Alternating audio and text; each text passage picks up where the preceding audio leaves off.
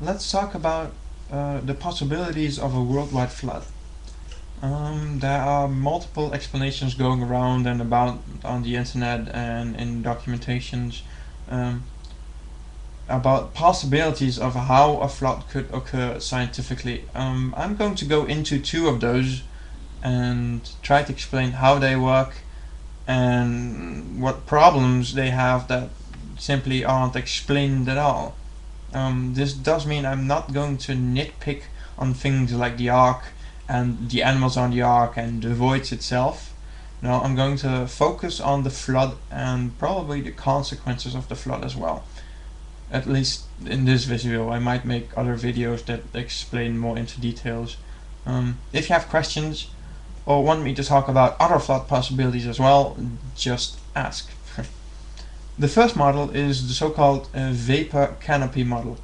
In short, this means that the water for the flood was overhead already as a giant vapor and then through some event fell down to the earth at some certain point in time. There's multiple problems with this. First of all being that you need a gigantic mass of water in the air as a vapor, and this gigantic mass of water needs to be the size of the floor, the ground up to the highest mountain, which is Mount Everest, which is between 8 to 9 kilometers high. So you would need around 8 to 9 kilometers of water hanging all over the world. As you can see, that's quite a lot of water just to have hanging there. That's never been seen before. If you manage to keep that water in the air somehow, which is very doubtful because there's no explanation on how that is done. Gravity works its way. It pulls things like that down, especially 8 to 9 kilometers of water are not just suspended in the air. But if you manage to succeed in holding it in the air, then that water would still have a pressure effect on the ground below, namely 9 kilometers of water pressure. It is explained in science that 10 meters of water, it is tested even, 10 meters of water creates about 1 atmosphere of pressure. This canopy would have been around 800 to 900 atmospheres, constantly pushing down on the earth. If I convert this, I come up at 11,760 pounds pushing on us per square inch constantly.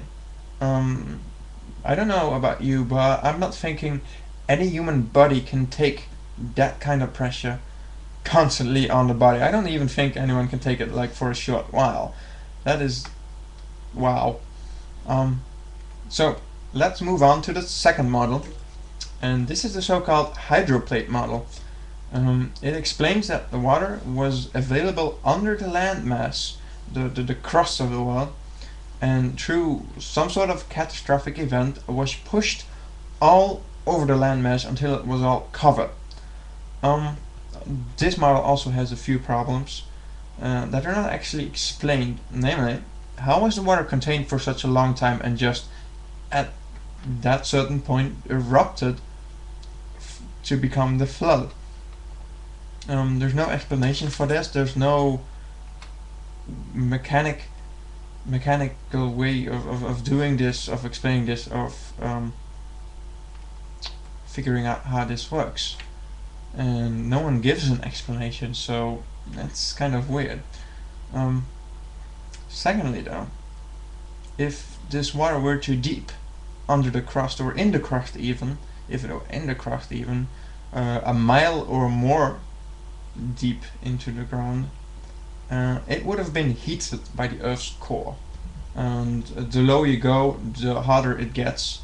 It is said that the edge of the crust all the way down is pretty much around 1800 Kelvin, which is quite enough to make water boil. So if you have all this water, 8 to 9 miles of water under the crust, which is lower than 1 mile into the ground, then it would have been heated up to a boiling point. If this water explodes through a catastrophic event, then all life on Earth, including Noah, would have been pretty much boiled to death, because you'd have a torrent of water which would be steamingly hot, 100 degrees at the least, but probably higher because of pressure. It would destroy all life on Earth, without exception. And where's the proof of that? Not so much the destruction of life, but where's the proof of this model? The model says that the water eventually returns the same way it came. But such massive movement of water would be seen all over the world. But it isn't seen all over the world. Neither are there any explanations for why the water would return suddenly to where it came from. So the origin of why the water would come forth from the deep has no explanation, and why it would go back has no explanation either. And the massive movement, well, you have things like the Grand Canyon and a few other places, but if it was a worldwide flood, you'd see worldwide effects, but you don't see these. These are the two most used models to explain a flood now, but as you can hear, they're quite wrong, really. I'd like to ask a few questions more, though. For anyone curious about it, and or maybe even good enough to answer these, I'd like to ask these questions. One is about the age of mountains. If the flood was an event that formed all the mountains, why are all the mountains aged differently? Why isn't the amount of erosion on all mountains the same? If a global flood caused erosion of mountains, then it would all be the same kind of erosion. But if you compare a mountain like Sierra Nevada with Appalachians, for instance, it would show that the Appalachians eroded a lot more than the Sierra Nevadas. Why isn't the erosion uniform all over the planet? Second, why do the Greenland ice cores, which are dated back to 40,000 years, not show any such event in the layers of ice?